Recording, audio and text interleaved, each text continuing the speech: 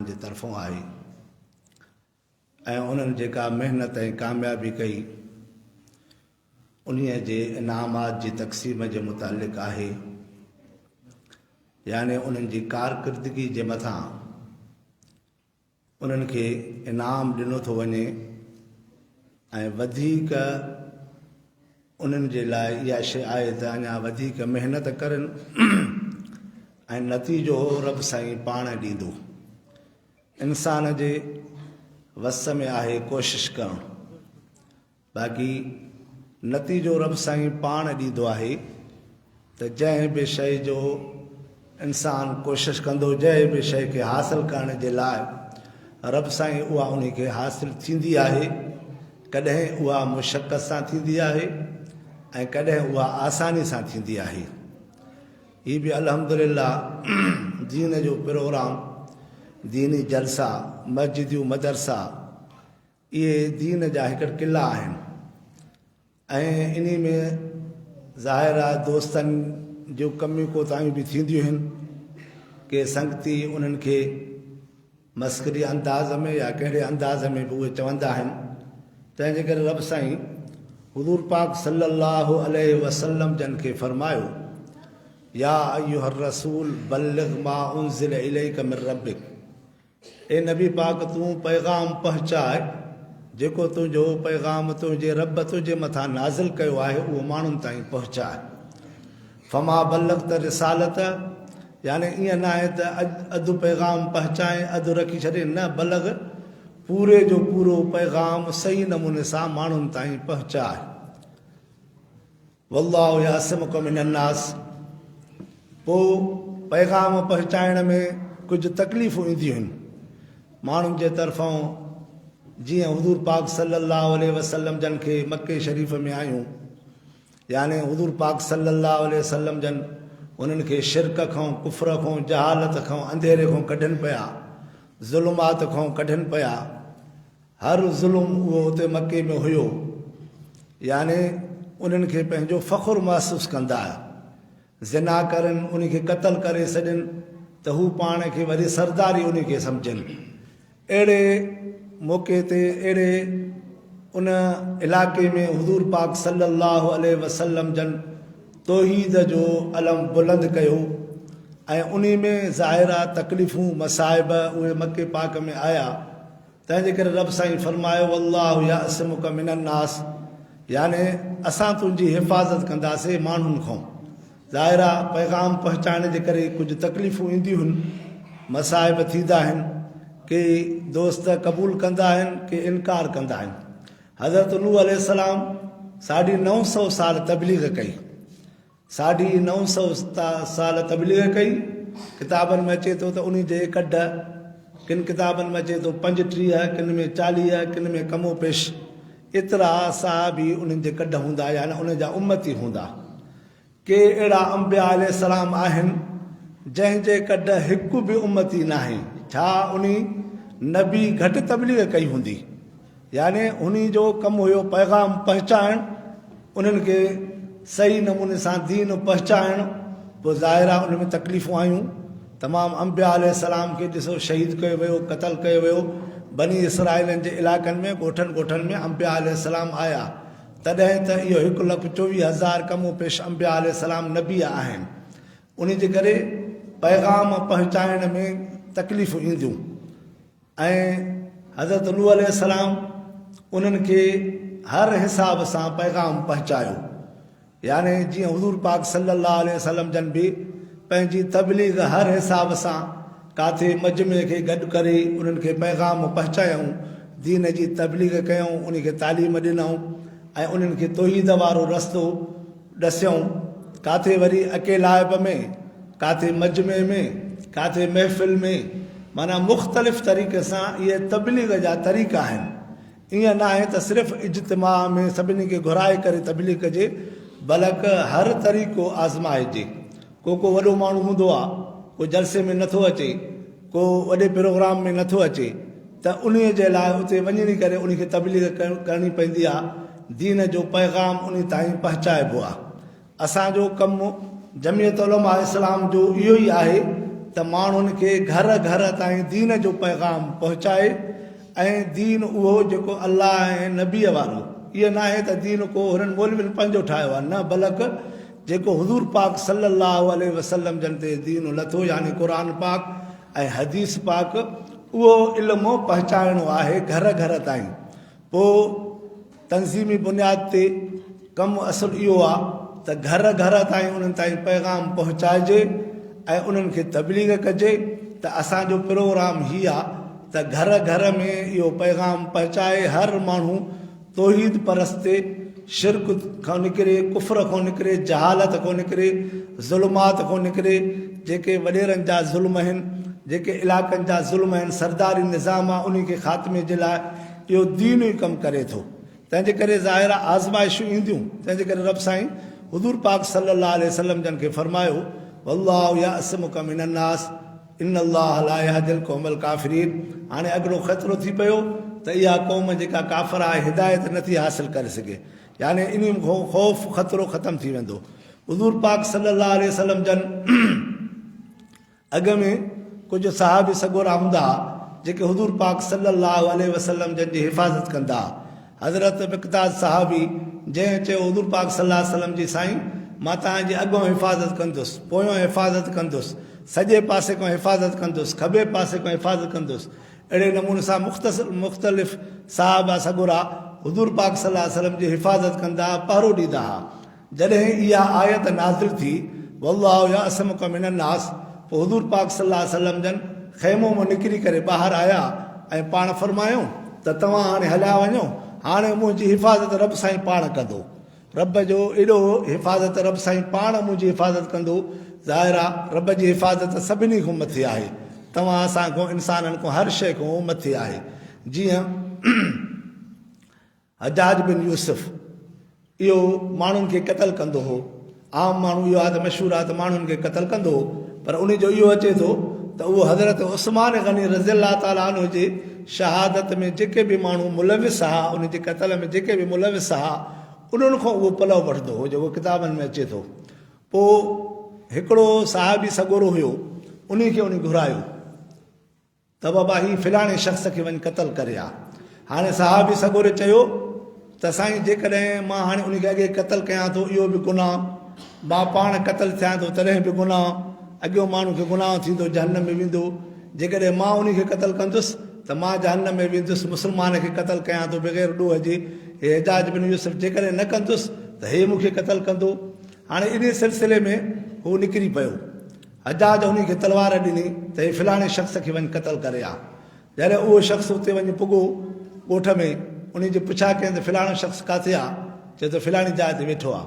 जॾहिं उन सां वञी मिलियो त उन खे पुछा कयईं त छा सुबुह जी निमाज़ तूं पढ़ी आहे? चए हा मां सुबुह जी निमाज़ पढ़ी आहे। त वापसि हलियो आयो। पोइ हजाज खे अची चयईं त हदीस पाक में हुज़ूर पाक सल्लल्लाहु अलैहि वसल्लम फरमायो जेको सुबुह जी निमाज़ जमात सां पढ़े थो उहो अल्लाह जी हिफ़ाज़त में आहे। मां हुन खां पुछा कयमि तूं सुबुह जी निमाज़ पढ़ी आहे? त हुन चयो त हा मां निमाज़ पढ़ी आहे। हाणे उहो रब जी हिफ़ाज़त में हुयो, मां तोड़ी उन ते हमिलो कयां हा त मां उनखे मारे न सघियां हा, उहो मूं ते हमिलो करे हा। तंहिंजे करे मां वापसि आयुसि, हीअ तलवार रखियसि, हाणे मां इहो कमु न करे सघंदुसि। यानी हू बि खून खां बची वियो, हीअ बि खून खां बची वियो। दीन जी केॾी नसीहत आहे, सिर्फ़ु हिकु निमाज़ पढ़ण जे करे, हिकिड़ी निमाज़ ते सही नमूने सां अमल करण जे करे हू बि गुनाह खां बची वियो, हीअ बि गुनाह खां बची वियो। यानी ईअं आहे शरीयत जो त माना शरीयत जे माण्हू मथां हलंदो त इंसान जा रस्ता पाण ई खुलंदा ऐं उन जी हिफ़ाज़त ख़ुदि रब सां ई फ़रमाईंदो। ऐं इहे काफ़िर या इहा मुशरिक या यहूदी नसारा या जेके दीन जा दुश्मन आहिनि, इहे हमेशह इस्लाम ते टोकूं कंदा आहिनि। हर दौर में इहे थींदा आया आहिनि। हज़रत आदम अलैहिस्सलाम खां वठी तमामु अंबिया अलैहिस्सलाम सां इहे वॾेरा, इहे ई सरमाएदार जेके दीन सां टकर खाईंदा था अचनि। हज़रत मूसा अलैहिस्सलाम जे वक़्त में बि फिरौन ॾिसो इहो ई, हज़रत इब्राहिम अलैहिस्सलाम जे दौर में शद्दाद ऐं कारून, इहे ॾिसो सभु इहे ई हर हिकु नबीअ सां उहे जेके वॾेरा आहिनि उनजो टकर अचे थो पियो। इहा अॼुकल्ह जी नई ॻाल्हि न आहे जो असां सां वॾेरा टकर खणंदा, छो त उन्हनि जो निज़ाम इहो ई आहे त असां माण्हुनि ते ज़ुल्म कयूं, माण्हुनि ते हुकूमत कयूं ऐं माण्हुनि खे पंहिंजी ग़ुलामी में आणियो। ऐं इस्लाम जेको आहे इहो मज़हब आहे जेको चवे थो त माण्हू आज़ादु आहे, आज़ादी जी ज़िंदगी गुज़ारे, यानी हुज़ूर पाक सल्लल्लाहु अलैहि वसल्लम जे तरीक़े जे मुताबिक़ ज़िंदगी गुज़ारे ऐं उन में तरीक़े में ई कामयाबी आहे। पोइ इन तरीक़े जे लाइ असांजी जमियत उलमा इस्लाम ऐं ख़तम नबूअत मुख़्तलिफ़ तंज़ीमूं जेके आहिनि सियासी हिसाब सां सियासी मैदान में उलमा देवबंद जमियत उलमा हिंद ठाही, जमियत उलमा हिंद जे ठाही। उन तंज़ीम खे मुनज़म करण जे लाइ उलमा देवबंद उन्हनि जी हिकिड़ी तंज़ीम अहिड़े नमूने सां ठाही त माण्हुनि ताईं सही नमूने सां पैगाम बि पहुचिजे ऐं उन खां बाद में उन्हनि उलमा इकराम ते ज़िम्मेवारी बि हुजे त उहे ॿियनि माण्हुनि ताईं पैगाम बि पहुचाइनि। इन ज़रूरत जे करे शेखुल हिंद रहमतुल्लाह अलैह, मुफ्ती किफ़ायतुल्लाह रहमतुल्लाह अलैह या ॿिया बुज़ुर्ग उलमा देवबंद मौलाना हुसैन मदनी, मौलाना हिफ़्ज़ुर रहमान सहारनपुरी या वॾा वॾा बुज़ुर्ग जेके बि उन में गुज़रिया आहिनि उन्हनि सभिनि पाण में मशवरो करे हिकु जमात मुनज़म सियासी हिसाब सां ठाहियूं त असां मुस्लमान पाण में मुतहिद थी करे ऐं हिकिड़ो अहिड़ो निज़ाम आणियूं जेको अवाम बि क़बूल करे ऐं क़ुर ऐं सुन्नत जे मुताबिक़ हुजे। जेको अलाह साईं चवे थो त बाबा मुंहिंजो निज़ाम ख़लीफ़ो मुंहिंजो थींदो ऐं मुंहिंजो निज़ाम हलंदो। जीअं हुज़ूर पाक सल्लल्लाहु अलैहि वसल्लम मस्जिद नबी में वेही करे, हाणे मस्जिद नबी उहो मिंबर बि आहे, मस्जिद नबी उहा जेल बि आहे, मस्जिद नबी उहो क़ैद खानो बि आहे, मस्जिद नबी दाल हुकूमत बि आहे। सभु तव्हां ॾिसंदव त सभु मस्जिद नबी में आहिनि। पोइ माण्हू इन्हनि ते वरी टोक कंदा आहिनि त मौलवी ॾिसो मस्जिद में वेही सियासी ॻाल्हियूं करनि था। बाबा सियासी ॻाल्हियूं असां उहे कयूं था जेके हुज़ूर पाक सल्लल्लाहु अलैहि वसल्लम जन कयूं ऐं सहाबा इकराम कयूं। असां उहो तरीक़ो चऊं था त जेको सहाबा इकराम वारो तरीक़ो आहे। असां पंहिंजे मौलवियुनि वारो तरीक़ो न आहे, बल्कि उहा ॻाल्हि था कयूं जेका हुज़ूर पाक सल्लल्लाहु अलैहि वसल्लम मस्जिद नबी में वेही करे सभिनी ते पैगाम पहुचायूं ऐं दारुल हुकूमत क़ाइमु कयूं। हज़रत अबू बकर सिद्दीक़ रज़ियल्लाहु ताला अन्हु क़ाइमु कई, हज़रत उमर फारूक रज़ियल्लाहु ताला अन्हु, हज़रत उस्मान गनी, हज़रत अली उल मुर्तज़ा, हज़रत अमीर मुआविया, यानी सहाबा इकराम उन तरीक़े ते हलिया। इहो दारुल हुकूमत क़ाइमु करे तव्हां त पैगाम पहुचायूं घर घर ताईं, माण्हुनि जो दीन जो पैगाम पहुचाए ऐं माण्हुनि खे उन ज़ुल्म खां ज़्यादतियुनि खां माण्हू खे महफ़ूज़ कजे। असुलु मक़सदु आहे जमियत उलमा इस्लाम जो बि इहो ई त हिन धरती ते अलाह जो निज़ाम हुजे। जीअं असांजो कानून त ठहियलु आहे, आइन त ठहियलु आहे, आइन में अल्हम्दुलिल्लाह उलमा क़ुर्बानी ॾिनी, क़ुर्बानी जो नतीजो इहो थियो त आइन ठही वियो। हाणे आइन सां जेके असांजा मज़ाक करनि था उहे ॿिया न आहिनि, बल्कि उहे असांजा मुस्लमान आहिनि, ॿिया न आहिनि। ऐं अजीब अजीब अहिड़ियूं अहिड़ियूं ॻाल्हियूं कंदा आहिनि जो इन्हनि खां तव्हां पुछंदव मौलाना फज़ल रहमान साहिब खां, मौलाना अब्दुल गफ़ूर हैदरी, मौलाना फैज़ मोहम्मद साहिब ऐं मौलाना अताउर रहमान साहिब, इन्हनि खां तव्हां पुछंदव कंहिं ख़ासि मजलिस में वेही त साईं असेंबली जो अंदरियों अहवालु त ॿुधायो, जेको असेंबली में तव्हां सां टकर थिए थो कंहिं मामले ते त उहे तव्हांखे अहिड़ियूं अहिड़ियूं अजीब अजीब ॻाल्हियूं ॿुधाईंदा जो अकुलु हैरान थी वेंदो। हाणे मौलाना अताउर रहमान साहिब 8 ॾींहं 15 पन्याकल में आयो हो, पोइ उते असां वेठा हुआसीं, मौलाना साहिब खां पुछा कयोसीं त बाबा इहा ॻाल्हि हले पई, औरतुनि इहा शइ चई त किन उते असेंबली में आवाज़ु उथायो त औरत खे जेको आहे हिकिड़ो मुड़ुसु छो, 4 मुड़ुस खपनि, 5 मुड़ुस खपनि, तव्हां शरीयत में उनखे हिकिड़ो मुड़ुसु छो कयो था, इहो पाबंद छो था कयो, इहा उनखे क़ैद छो था हणो। इन जे मुतालिक़ मौलाना साहिबु ॻाल्हायो, बहस थियो, हिकिड़े चङो नालो खंय उन सां बहस थियो। पोइ उन चयो त औरत हिकु ई आहे, असां उनखे निज़ाम ॾिनोसीं त तव्हां ॾिसो इहा औरत माउ बि आहे, घरवारी बि आहे, भेण बि आहे, मासी बि आहे, औरत साॻी आहे। अहिड़े नमूने सां तव्हां ॾिसो हुन मिसाल ॾिनो त तव्हां दुंबो जेको आहे उहो खाओ था ऐं सूअर जेको आहे उहो हराम कयो था। जहिड़ी चर्बी दुंबे में आहे अहिड़ी चर्बी सूअर में बि आहे। इहे यहूदी नसारा काफ़र इहो सूअर खाइनि था ऐं तव्हां मुस्लमान इहो दुंबो खाओ था, ॻाल्हि त साॻी आहे। पोइ इन जो मिसाल इहो ॾेई करे उन इहो चयो। पोइ उन जे मुतालिक़ मौलाना साहिबु चयो त मां उन खे चयो त औरत त सभु साॻी थी, तुंहिंजी घरवारी बि औरत आहे, तुंहिंजी भेण बि आहे, तुंहिंजी धीअ बि आहे ऐं तुंहिंजी माउ बि आहे ऐं इहा निज़ाम इहो जेको असांखे सेखारे थो पियो हीअ तुंहिंजी भेण आहे हीअ तुंहिंजी माउ आहे ऐं हीअ तुंहिंजी मासी आहे हिन सां तुंहिंजो निकाह आहे हिन सां निकाह न आहे इहो असांखे शरीयत ॿुधाए थी त असां शरीयत जा मुकल्लिफ़ आहियूं ऐं इहे जेके यहूदी नसारा आहिनि इहे शरीयत जा मुकल्लिफ़ न आहिनि असांखे शरीयत चयो त दुंबो खाओ सूअर न खाओ पोइ उन जो मिसाल उन ॾिनो त सूअर में इहा शइ आहे कुतो जॾहिं कुती जॾहिं कत खणंदी आहे त कुता विढ़ंदा आहिनि यानी उहे उन्हनि खे हिकु लहंदो ॿियो लहंदो उहे हिक ॿिए सां विढ़ंदा अहिड़े नमूने सां ऐं सूअर में इहा शइ न आहे गैरत न आहे सूअर जॾहिं उनखे कत खणंदी आहे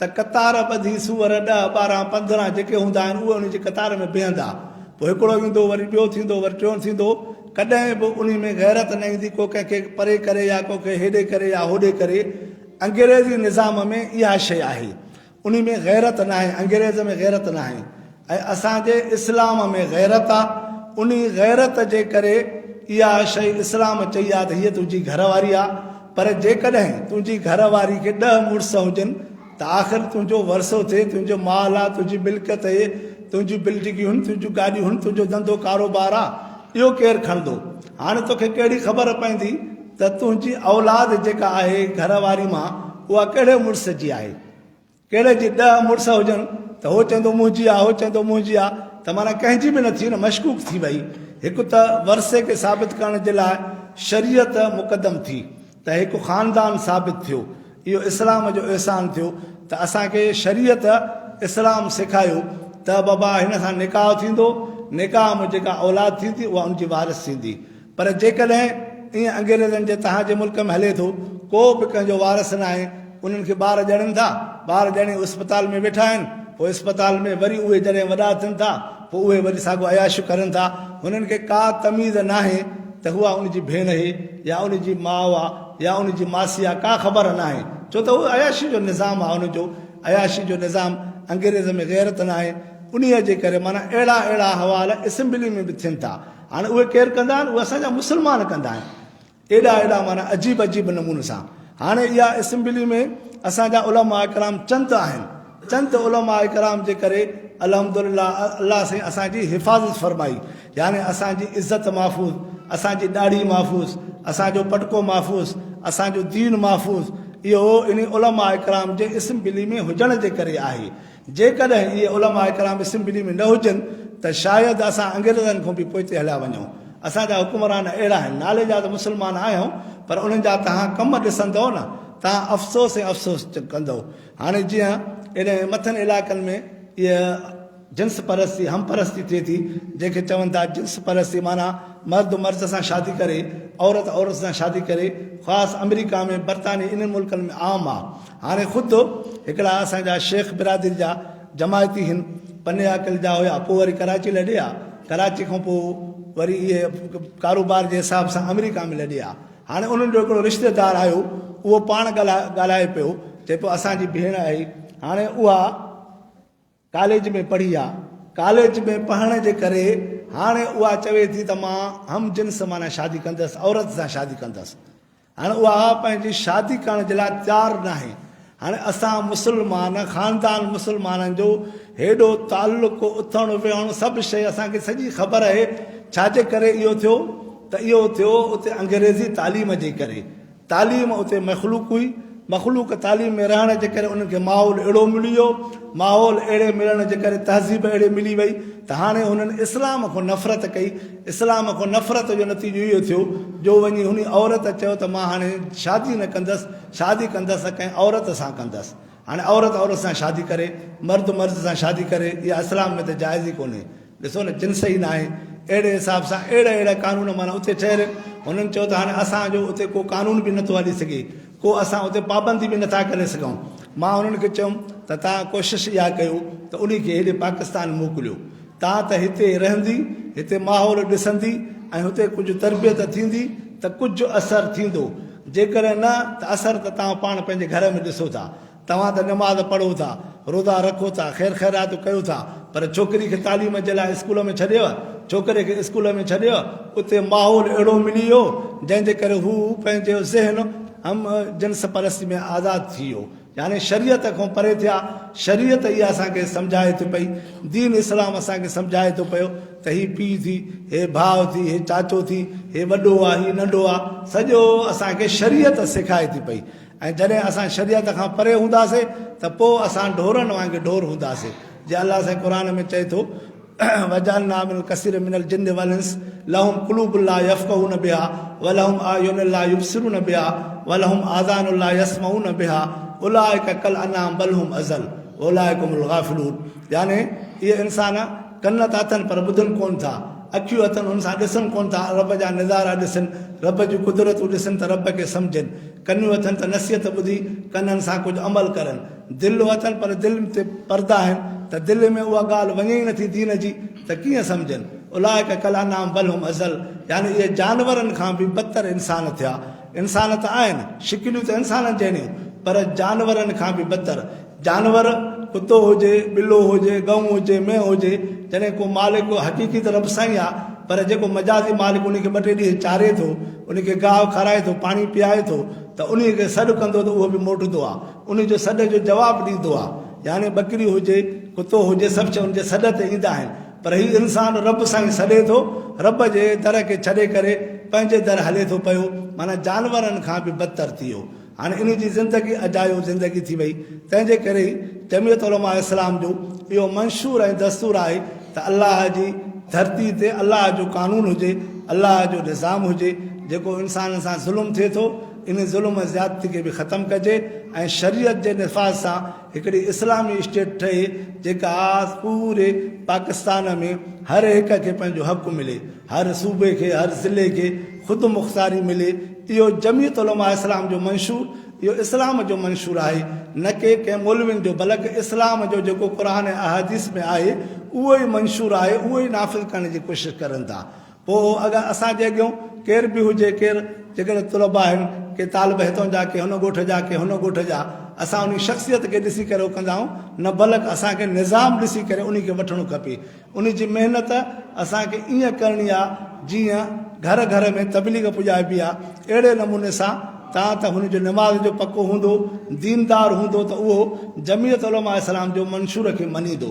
जेकॾहिं निमाज़ खां परे आहे ऐं उलमा सां सोबत न आहे, दीनदार न आहे, त ज़ाहिर आहे उहो उलमा खे घटि वधि ॻाल्हाईंदो, आलमनि खे घटि वधि ॻाल्हाईंदो, पंहिंजे जेके हूंदसि दोस्त अहबाब उन्हनि खे घटि वधि ॻाल्हाईंदो, छो त उनजी संगत ई ओड़ी आहे। जीअं हदीस पाक में हुज़ूर पाक सल्लल्लाहु अलैहि वसल्लम फरमायो, सोबत जो असरु थिए थो, लोहार आहे, लोहर वटि वेहंदव त उन जी सोबत जो असरु इहो थींदो त तव्हां उन जी सोबत में वेहंदव त तव्हांखे दूंहों बि ईंदो, ऐं उन जूं जेके चिणगा आहिनि कपिड़नि खां, जेकॾहिं उहे टांडा वग़ैरह तव्हांजे कपिड़नि खे बि लॻंदा, यानी तव्हांजे कपिड़नि खे बि टुंग थींदा, तव्हांजो जिस्म बि सड़ंदो। पर जेकॾहिं तव्हां अतर वारे वटि वेहंदव त अतर जी ख़ुशबू बि ईंदी, छड़ो उन वटि वेहंदव त उन जी ख़ुशबू तव्हांखे ईअं हासिलु थींदी, फ़रत ईंदी। ईअं ई आहे, जेकॾहिं दीनदारनि सां हूंदो त असांखे दीन नसीबु थींदो, पर जेकॾहिं गंदे माहौल में वेंदासीं त सारा सोबत जो असरु उहो ई थींदो। तंहिंजे करे रब साईं जेको फरमायो, या अय्युहल्लज़ीना आमनू उज़्कुरुल्लाह ज़िक्रन कसीरा, यानी ज़िक्र कयो घणो, रब जो यादगीरो हमेशह हुजे, ख़ौफ़ ख़ुदा दिलि में रखी ज़िंदगी गुज़ारिजे। वज़कुरुल्लाह कसीरन लअल्लकुम तुफ़्लिहून। असांजी कामयाबी, निमाज़ जी कामयाबी, सभु शइ जी कामयाबी ज़िक्र में, यानी अलाह जे यादगिरी में आहे। जॾहिं रब जो यादगीरो हूंदो तॾहिं असांखे सभु कामयाबी हासिलु थींदी ऐं रब जे तरफ़ ईंदासीं, रुजू कंदासीं, दर ते झुकंदासीं, रब खे यादि कंदासीं। सहाबा इकराम ॾिसो, जंग बदर में थोरा हुया, 313 साहबी हुया, होॾे हज़ारनि जो लश्कर आहे, 1000 लश्कर आहे, सादो सामान बि थोरो आहे ऐं जंग जो सामान बि सोरड़ो आहे, यानी जंग वेहण जे लाइ सामान खपे, तलवारूं खपनि, ऐं 313 आहिनि हेॾों, होॾों हज़ारनि जो लश्कर आहे। ॾिसो, जॾहिं हुननि अलाह खे पुकारियो, रब खे यादि कयो, हस्बुनल्लाह व निअमल वकील, अलाह साईं असांजे लाइ काफ़ी आहे, असांजी मदद रब साईं कंदो, रब ते तवक्कल पूरो थियो त रब साईं उन्हनि खे फतह ॾिनी। फतह अहिड़ी थी वई जो 1400 साल बाद में असांजे अॼु जे मुस्लमाननि खे 15वीं सदी में वरी अलाह साईं खे तालिबान खे फतह अहिड़ी नसीब कई। ईअं ई नसीब थी जे फतह मौक़े जे नसीब थी, यानी कुफ़ार जा वात बेड़ा थी विया ऐं तालिबान खे बि अलाह साईं अहिड़ी फतह ॾिनी, अहिड़ो रोब विधो अंग्रेज़, यहूदी ऐं काफ़रनि जे मथां जो हू मुल्क छॾण ते मजबूर थी विया। अल्हम्दुलिल्लाह ॾिसो था दुनिया में पूरी स्टेट हिकिड़ी आहे जेका इस्लामी हुकूमत आहे।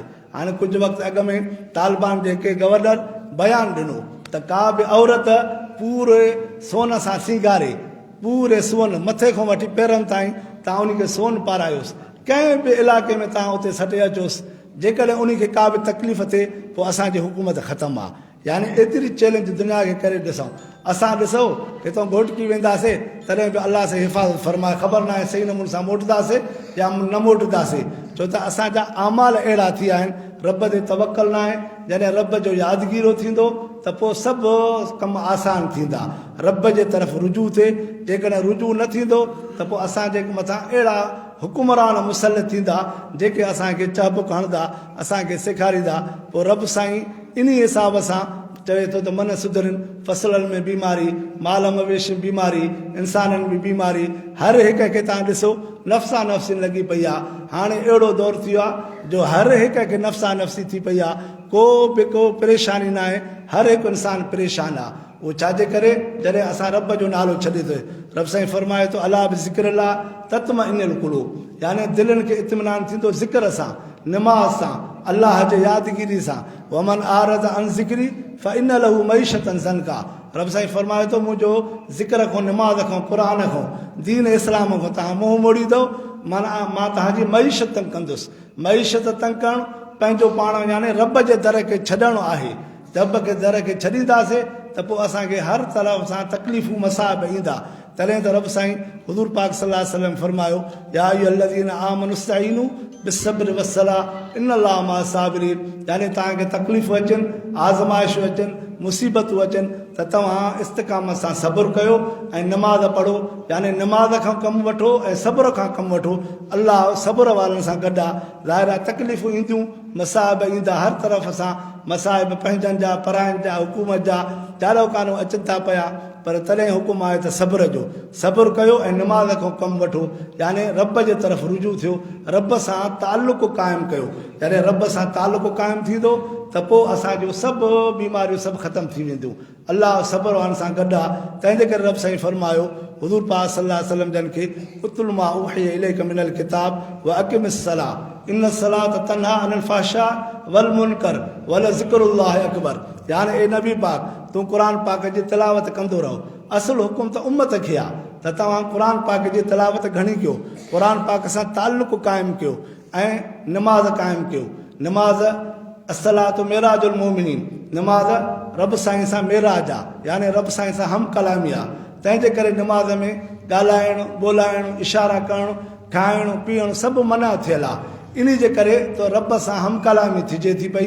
उन जे करे अदब जी तक़ाज़ा इहा आहे त माण्हू रब सां मिले थो त सही नमूने सां, आराम सां, इख़लाक़ सां हर उज़्वो रब जे आॾो निविड़े। माना कंध मथे खां वारनि खां वठी त ईअं सम्झे त मुंहिंजो हर उज़्वो रब खे सिजदो करे रहियो आहे, रब जे तरफ़ रुजू थियो आहे। तॾहिं त फरमाईंदो तन्हा अनिल फ़हशाए वल मुनकर, यानी निमाज़ बेहयाई ऐं बिछड़नि कमनि खां रोके थी। तव्हां निमाज़ पढ़ंदव तव्हांखे ख़ुदि निमाज़ इहा रोकींदी त बाबा निमाज़ पढ़े थो तूं इहा चोरी छो थो करे, निमाज़ पढ़े थो इहो कूड़ छो थो ॻाल्हाए, होॾो निमाज़ पढ़े थो ऐं ठगी ऐं धोखो छो थो करे कारोबार में। यानी निमाज़ ख़ुदि उन खे अंदर में मलामत कंदी त तूं निमाज़ बि पढ़े थो ऐं हेॾे वरी कम इहे करे थो ख़ुदि। तॾहिं निमाज़ सां ताल्लुक़ु क़ाइमु थींदो त पोइ वल ज़िक्रुल्लाह अकबर, यानी अलाह जो यादगिरो सभिनी खां मथे आहे, रब जो नालो सभिनी खां मथे आहे। रब खे हमेशह यादि हुजे।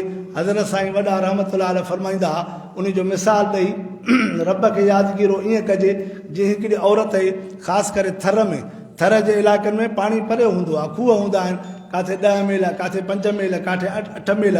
पोइ कंहिं औरत खे पाणी जी ज़रूरत पई, बाहि ॿारे, इन खां पोइ भाॼी वग़ैरह जे चाढ़ण जे लाइ पाणी जी ज़रूरत पई, थांव खे धोइण जे लाइ पाणी जी ज़रूरत पई, बाहि बि ॿारे वेठी, हाणे पाणी कोन्हे। हाणे दिलो खएं, उनखे नंढो ॿार बि आहे, ॿार खे पींघे में सुम्हारे थी, हाणे उन दिलो मथे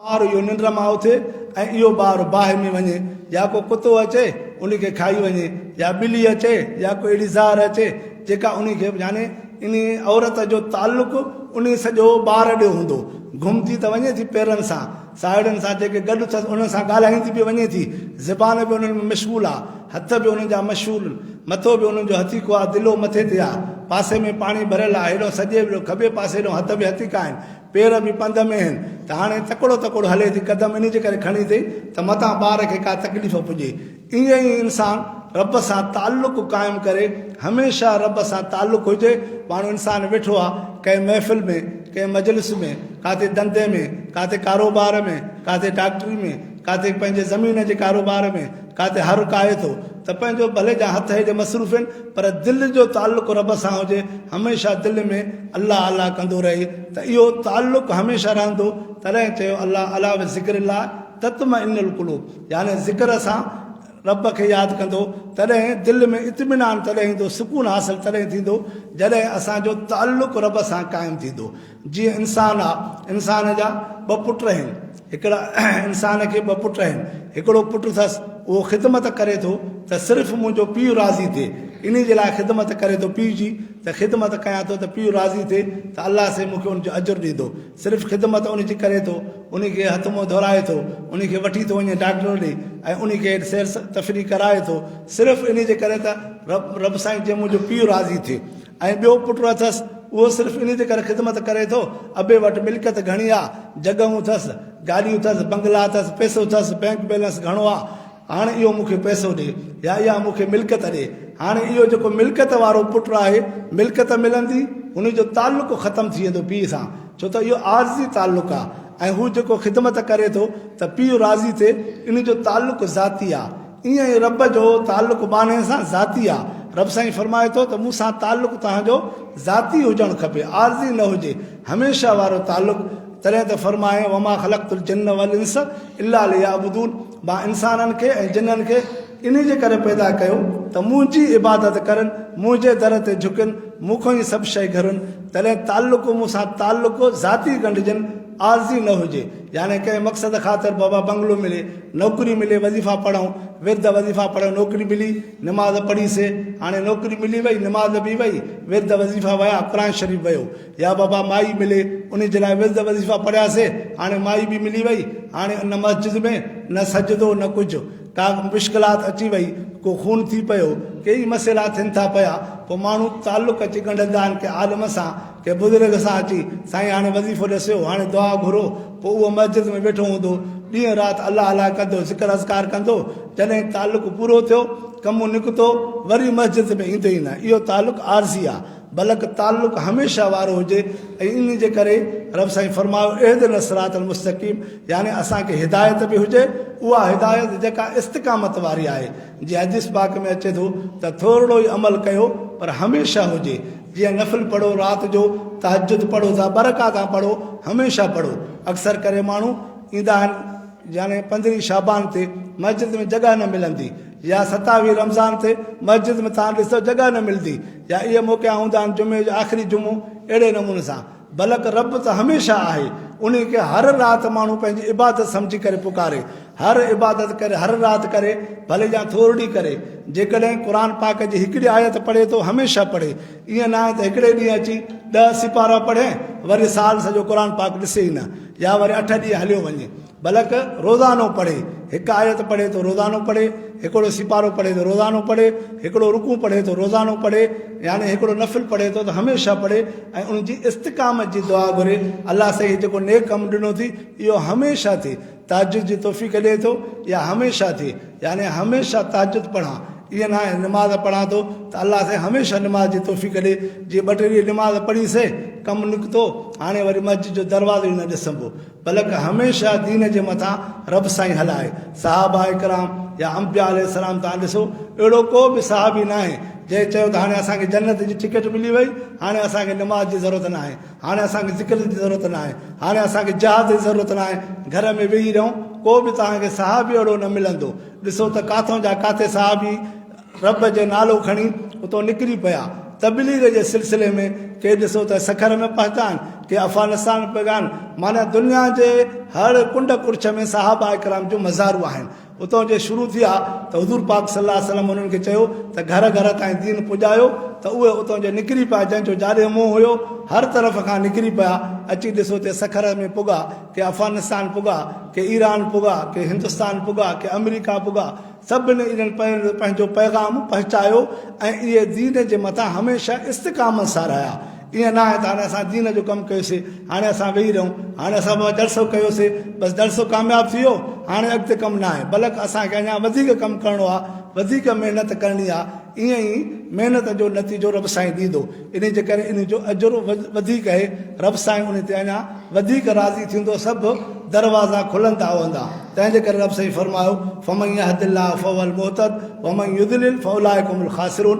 मुंहिंजी तौफ़ीक़ हूंदी, मुंहिंजी हिदायत हूंदी त तोखे हिदायत मिलंदी, जेकॾहिं मुंहिंजी हिदायत न हूंदी त मां गुमराही ते सटे छॾींदोमांइ। कई ॾिसो वॾा वॾा बुज़ुर्ग आलिम फिरी विया, हलिया विया, चाहे त इस्तिक़ामत रब जे हथ में आहे। बलन बिन बाउरा जो किसो अचे थो, केॾो मुतक़ी परहेज़गार इबादत गुज़ार, हर दुआ उन जी क़बूल थिए थी। जॾहिं हज़रत मूसा अलैहिस्सलाम जे लाइ क़ौम वारनि हुनखे आज़माइश जे लाइ लालच ॾिनी, पैसा ॾिना, लालच में इंसान अची करे, पैसनि जी लालच में अची करे, दुनिया जे लालच हिवस में अची करे हज़रत मूसा अलैहिस्सलाम जी बददुआ जे लाइ हुनखे चऊं दुआ घुर, त तूं दुआ घुर त अलाह से हज़रत मूसा अलैहिस्सलाम खे तबाह करे। पर उन दुआ जे घुरी त अलाह से हुनजी ज़ुबान ते कंट्रोल कयो, हू पंहिंजी क़ौम जे लाइ तबाही जा अल्फाज़ घुरे पियो, अलाह से मुंहिंजी क़ौम खे तबाह कर, अलाह से जेका मूंखे क़ौम पैसा ॾिए थी इनखे तबाह कर। क़ौम वारा चवनि असां तोखे हेॾा हदिया ॾिनासीं, हेॾा पैसा ॾिनासीं, हेॾी लालच ॾींदीसीं, पोइ बि तूं असांखे चए मां छा कयां, मुंहिंजी ज़ुबान कंट्रोल में न आहे। तंहिंजे करे ज़ुबान बि अलाह जे कंट्रोल में आहे। हज़रत साईं रहमतुल्लाह अलैह जन जो हिकिड़ो शागिर्द हो, मौलाना अताउल्लाह साहिबु इंदड़, मातली में पढ़ाईंदो हो। पोइ उते ॻाल्हि करे पियो, उन ॻोठ में हिकिड़ी औरत हुई मुस्लमान, जंहिंजो ताल्लुक़ु थी पियो सिखनि सां, सिखनि खां ज़िना कराईंदी, ग़ैर मुस्लिमनि सां उथणु वेहणु थी पियो। पोइ मुस्लमाननि चयो त हीअ असां मुस्लमाननि जे मथां वॾो लेबल लॻल आहे, हिकु मुस्लमान औरत थी करे ग़ैर मुस्लिमनि सां ताल्लुक़ु रखे थी पई, ज़िना कराए थी, छो न इन खे क़तलु करे छॾिजे या तो ॻोठ खां ॿिए कंहिं इलाइक़े में तब्दील करे छॾिजे। जॾहिं उन खे वरितऊं, उन खे वठी करे अची फुलेली वाह वाह उते उन ते वठी आया, उते वठी अची करे हुनखे चयूं कलमो भर त तोखे असां मारींदासीं। पोइ जॾहिं हुनखे चवनि कलमो भर त ज़बान बंदि थी वञे, जॾहिं हुनखे के वरी ॻाल्हाइनि त बिल्कुलु ॻाल्हाए, जॾहिं हुनखे चवनि कलमो भर त बाबा हाणे तोखे कलमो भर त हाणे क़तलु कंदासीं, यानी दीन जी ॻाल्हि करनि त ज़बान हुनखे तालो अची वञे, सफ़ा बंदि थी वञे। ऐं जॾहिं वरी ॿियो कुझु ॻाल्हाइनि, दुनिया जूं ॻाल्हियूं पुछनि त ज़बान हुनजी हले। यानी ॾिसो रब जे तरफ़ उनखे रब जे तौफ़ीक़ ई नथी मिले, उते लॻाम अची वियो, ज़बान बंदि थी वई। ईअं ई ज़बान बंदि थी वेंदी आहे, कॾहिं कॾहिं अहिड़ी हालत थी वेंदी आहे, अहिड़ो अमल थी वेंदो आहे जंहिंजे करे रब साईं नाराज़ थींदो आहे, पोइ ज़बान बंदि थी वेंदी आहे, पोइ इंसान अफ़सोस जो असरत खां सवाइ ॿियो कुझु बि हासिलु न थींदो। तंहिंजे करे हर उहो अमल कजे, उन में रब जो शुकुरु कजे। लाइन शकरतुम ला अज़ीदन्नकुम वलाइन कफ़रतुम इन अज़ाबी लशदीद। रब साईं तूं असांखे हीअ नेमतूं ॾिनूं, हीअ असांखे उलमा इकराम ॾिना, हीअ असांखे मस्जिदूं मदरसा ॾिना थी, इहो रब तुंहिंजो शुकुरु आहे। तूं असांजो हिकु जिस्म में जेका ताक़त ॾिनी आहे, इहो तुंहिंजो शुकुरु आहे। रब साईं तुंहिंजो शुकुरु आहे, जीअं शुकुरु कंदो त अञा वधाए ॾींदो। रब साईं तूं मूंखे हीअ नौकिरी ॾिनई, हीअ मूंखे इज़त ॾिनई, हीअ धंधो कारोबार ॾिनई, हीअ सभु गाॾियूं बंगला ॾिनई, मां अहिड़ो लाइक़ु न हुउसि, रब साईं तूं मूंखे इहे ॾिनियूं आहिनि, त अञा रब साईं चए थो मां वधाए ॾींदुसि। वलाइन कफ़रतुम इन अज़ाबी लशदीद, यानी मुंहिंजी नेमतूं बि इस्तेमालु करे ऐं उनजो इनकार बि करे त पोइ उनखे अज़ाब दर्दनाक थींदो। तंहिंजे करे दुआ आहे त अलाह साईं तव्हां असांजो हिते वेहण बि क़बूलु फ़रमाए, जेको इन्हनि ख़िदमत कई आहे ख़त्म नबुवत जे सिलसिले में कॉन्फ्रेंस में, अलाह साईं तव्हांजो उहो अजुर क़बूलु फ़रमाए। इहो ई अजुर असांखे जेकॾहिं आख़िरत मिलंदो, उहो ई निजात जे लाइ काफ़ी आहे। आख़िर दावाना अन अल्हम्दुलिल्लाहि रब्बिल आलमीन। बिस्मिल्लाहिर रहमानिर रहीम। अल्हम्दुलिल्लाहि रब्बिल आलमीन अर्रहमानिर रहीम मालिकि यौमिद्दीन इय्याका नअबुदु व इय्याका नस्तईन इहदिना सिरातल मुस्तक़ीम सिरातल लज़ीना अनअमता अलैहिम गैरिल मग़दूबि अलैहिम वलद्दालीन आमीन। अल्लाहुम्मा सल्लि अला सय्यिदिना मुहम्मदिन नबिय्यिल उम्मी व आलिहि व बारिक व सल्लिम अदद कुल्लि मालूमिन लक दाइमन अबदा। या रब्बि सल्लि व सल्लिम दाइमन अबदा अला हबीबिका खैरिल खल्क़ि कुल्लिहिम वल हबीबुल्लज़ी तुरजा शफ़ाअतुहु लिकुल हौल मिनल अहवाल मुक्तहिम। ए मुंहिंजा रब साईं, इन्हनि दोस्तनि जेको प्रोग्राम रखियो अलाह साईं उनजी कामयाबी ते अलाह साईं तुंहिंजा लख लख शुक्र अदा कयूं था। वधीक इन्हनि खे तौफ़ीक़ अता फरमा त दीन जी ख़िदमत करनि।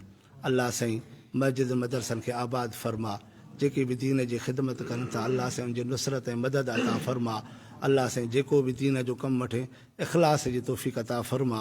रियाकारी खां रब साईं महफ़ूज़ फरमा, नफ़्स ऐं शैतान जे हमले खां बि रब साईं महफ़ूज़ फरमा। या अलाह साईं जेके आलिम सगोरा या जमात जा दोस्त दीन जी ख़िदमत करनि था अलाह साईं उहा क़बूल फरमा, उन्हनि जी नुसरत ऐं मदद अता फरमा। अलाह साईं मस्जिद मदरसनि जी हिफ़ाज़त फरमा। या अलाह साईं जेके मस्जिद मदरसे में उलमा इकराम पढ़ाइनि था अलाह साईं उन जे इल्म में, अमल में, सिहत में, इख़लास में बरकत अता फरमा। रब साईं जेके ताउन करनि था उन्हनि जो बि हक़ु आहे, अलाह साईं उन्हनि जे रिज़्क़ रोज़ी में बरकत अता फरमा, ईमान में, अमल साल में बरकत अता फरमा। जन बि दोस्तनि दुआनि जे लाइ चयो आहे अलाह साईं उन्हनि जूं हाजतूं पूरी फरमा, जेके न चई सघिया आहिनि उन्हनि जा बि जाइज़ मक़सद पूरा फरमा। या अलाह साईं जेके बीमार आहिनि उन्हनि खे शफ़ा कामिला आजिल अता फरमा। या अलाह साईं जेके बे औलाद आहिनि नेक साल औलाद अता फरमा। या अलाह साईं जेके बेरोज़गार आहिनि हिलाल रिज़्क़ अता फरमा। या अलाह साईं जेके मक़रूज़ आहिनि कर्ज़ खां निजात अता फरमा। अल्लाहुम्मा या गनी या मुगनी या हमीद या मुब्दिउ या मुईद या फ़आलु लिमा युरीद। अल्लाहुम्मा अक्फ़िना बिहलालिका अन हरामिका वअग़ना फ़ज़लिका मिन सिवाक। रब्बी इन्नी लिमा अंज़लत इलैया मिन ख़ैरिन फ़क़ीर। रब्बना अंज़िल अलैना माइदतम मिनस समा तकून लना ईदल अव्वलिना व आख़िरिना व आयतम मिनका वरज़ुक़ना व अंत ख़ैरुर राज़िक़ीन। अल्लाहुम्मा इन्ना नसअलुकल अफ़्व वल आफ़िया फ़िद्दुन्या वल आख़िरह। अल्लाहुम्मा अख़रिजना मिनज़्ज़ुलुमाति इलन नूर। अल्लाहुम्मा इहदिना सिरातल मुस्तक़ीम सिरातल लज़ीना अनअमत अलैहिम मिनन नबिय्यीन वस्सिद्दीक़ीन वश्शुहदाअ वस्सालिहीन व हसुन उलाइका रफ़ीक़ा। अल्लाहुम्मा नव्विर क़ुलूबना बिनूरिल ईमान वल ईक़ान वस्सिद्क़ वत्तस्दीक़ व बिनूरि मारिफ़तिका व मुहब्बतिका व मुशाहिदिक व हुस्न तिलावत कलामिक। अल्लाहुम्मा फ़ातिरस समावाति वल अर्ज़ अंत वलियुना फ़िद दुनिया वल आख़िरह तवफ़्फ़ना मुस्लिमीन अलहिक़ना बिस्सालिहीन। व सल्लल्लाहु तआला अला ख़ैर ख़ल्क़ी मुहम्मद व आलिहि व सहबिहि अजमईन। आमीन रहमतिक या रहमान।